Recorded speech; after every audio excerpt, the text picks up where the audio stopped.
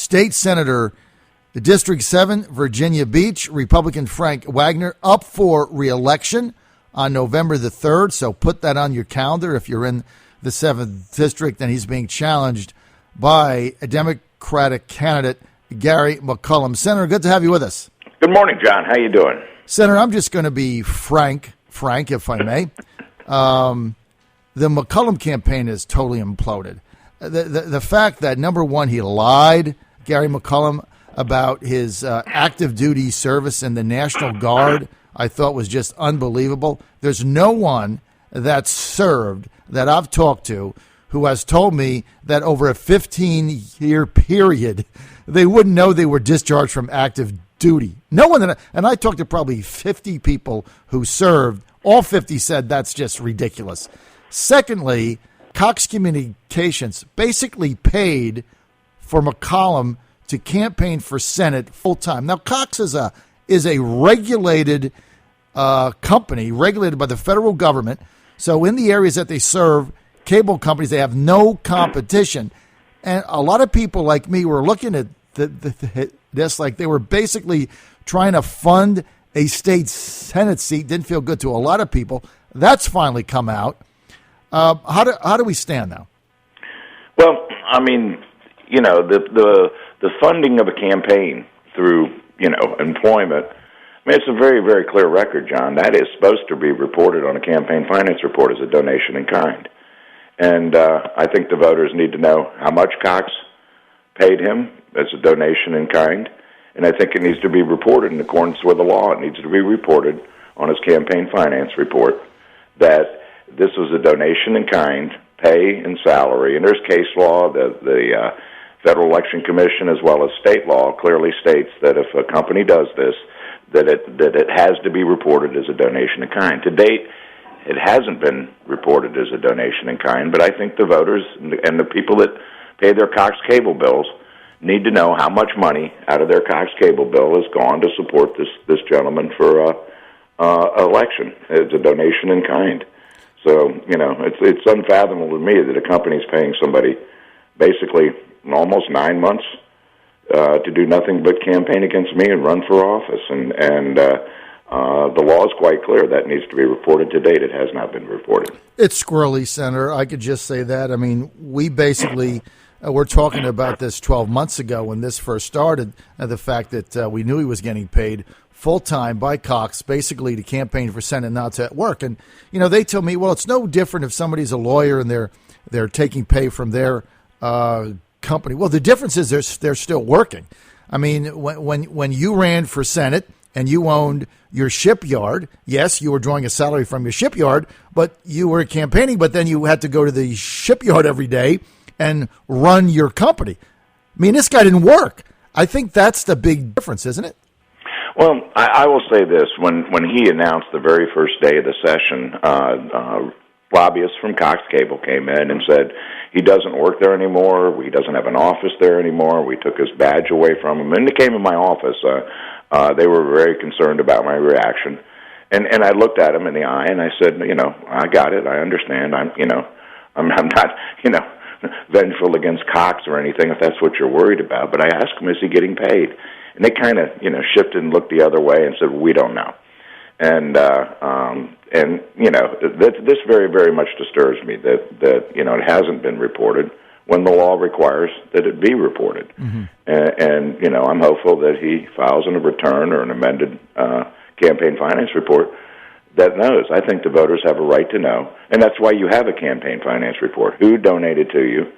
And we don't have limits in Virginia. We allow corporate checks, but we have full disclosure. And to date, he has not disclosed how much pay, and you have to include the benefits too, the pay and benefits. He has yet to disclose that in his campaign finance report. Right, and basically all he had to do was disclose it, and that's that. Disclose it as in kind, and if it's $350,000 or $500,000, whatever the guy gets, that's fine. Then then the voters and the media can decide. But I think the fact that he didn't disclose it, I got to tell you, Senator Wagner, it's just more of the same.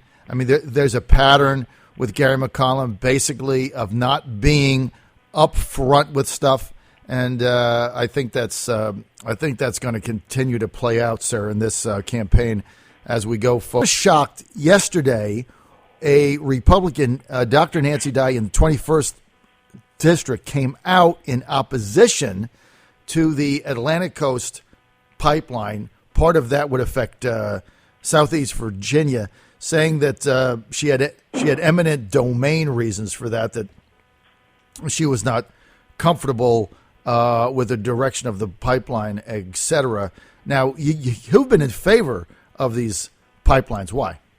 Well, absolutely, and I think that's been an important part of our campaign. We're focusing on what it is we want to do in the future, and those are the issues that people are talking about. People are very, very concerned about jobs in the future of the economy, particularly here in Hampton Roads, given the defense cuts that we're facing and the job losses we're quite frankly we're experiencing right now. It's imperative that we diversify this economy in our area. That natural gas pipeline, that pipeline that's being proposed from West Virginia through Virginia to North Carolina, is a huge, huge part of bringing that very, very inexpensive energy that's blocked up basically in the Utica and Marcellus Shale up in Pennsylvania, Ohio, and West Virginia, bringing that cheap source of energy into the Hampton Roads area.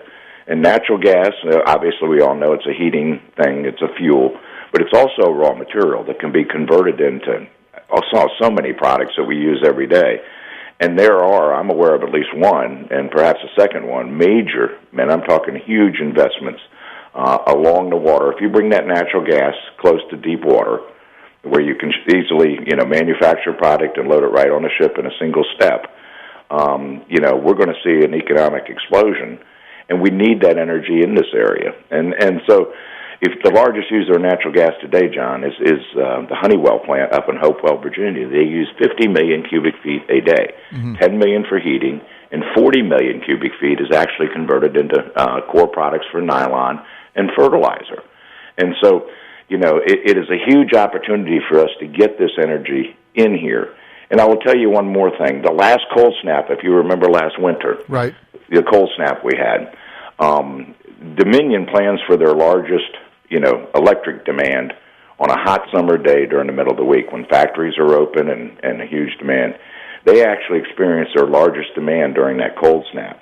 But what was not published as much is Virginia Natural Gas has 105 customers that have curtailment contracts. In other words, if there's a problem on the system or if there's demand exceeds it, they actually cut back the amount of natural gas provided to these major customers, and one of them is the naval base. During that cold snap, they had every valve. The system was delivering natural gas at the maximum capability. All 105 curtailment customers were curtailed just to keep us warm.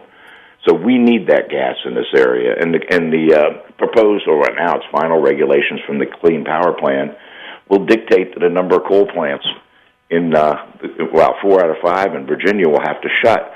We have to have a new source of natural gas to build the replacement natural gas generation plants to replace those coal plants. We have to have this supply.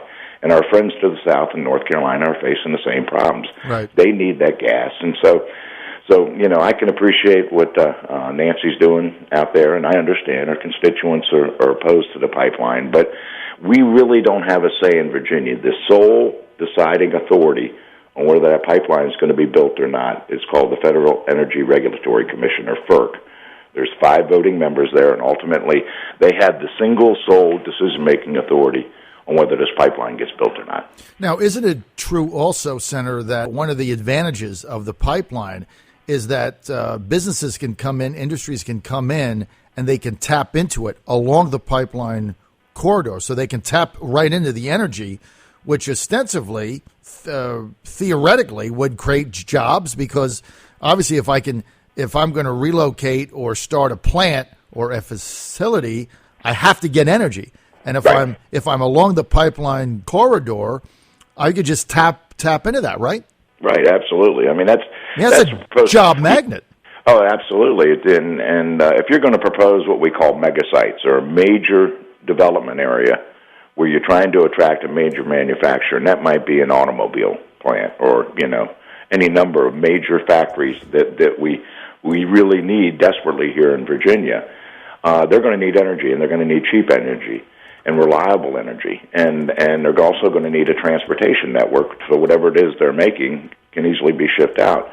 So, you start to look at things like the 58 corridor and perhaps making that limited access, because that natural gas pipeline is proposed to come, the spur line that will go from the major line to Hampton Roads will travel basically adjacent to that corridor. You have an opportunity for mega sites along Southside Virginia and down into Suffolk and Franklin and those places, would you have cheap energy, great transportation network, easy access to Interstate 85, 95. You have an opportunity here, and I just feel very, very positive. That we have this great opportunity to really have some significant economic development if we get this cheap energy into our area. Senator, you've been attacked by McCullom on your opposition to Medicaid expansion. So let's cut right to the chase. Rural hospitals in big trouble across Virginia. We've talked about this in the past. A lot of people saying, okay, Medicaid expansion, we kind of understand that. We look at Kentucky, we look at Ohio. The numbers are disastrous for Medicaid expansion. But we have these hospitals that are running out of money, so services are being cut back. What is your alternative to save them in lieu of Medicaid expansion? Well, I think we need to focus on those smaller hospitals. We have provided some assistance in our budget to assist and provide additional funds for those rural hospitals, and I think that's an area that we probably need to look at some more in the budget, and provide the assistance they need to provide the essential medical services in the rural areas. But I think it's important to understand what the existing Medicaid, without the expansion now, what the existing Medicaid program has done to the overall budget of the state. And I'll give you a graphic example.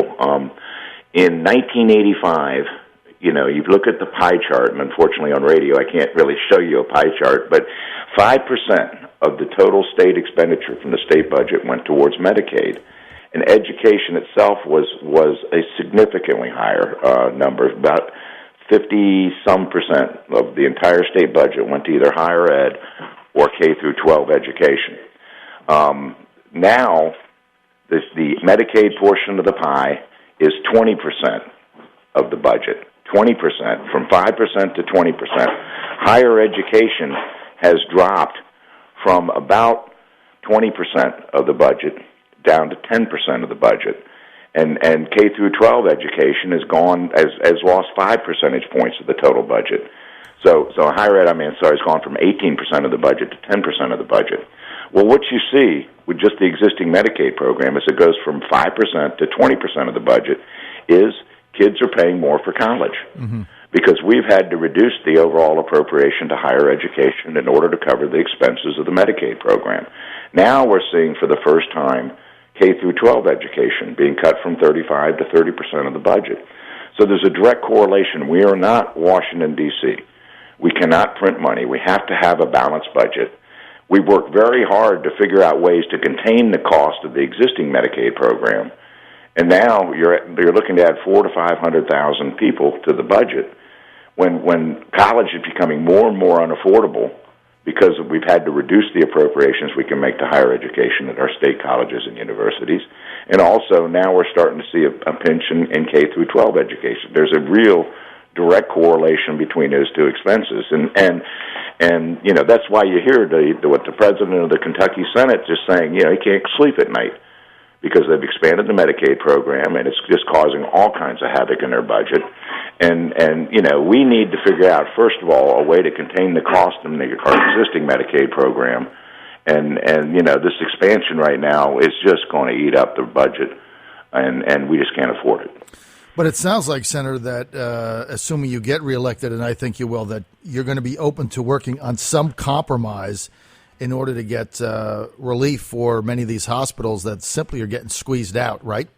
Well, yeah. The thing I think you need to drive to is what appropriations would be necessary, to keep those hospitals open and providing the essential healthcare functions for that area. We've seen some mergers where some of the larger hospitals have come into the rural areas and purchased, if you will, the existing rural hospitals, and that may be a trend that also provides some relief. So, a combination of those, but I think certainly it's an area that we need to focus on because it's important that these rural hospitals remain open for those areas. All right, we're out of time. We want to thank State Senator Frank Wagner for being with us. Want more information, WagnerVASenate.com.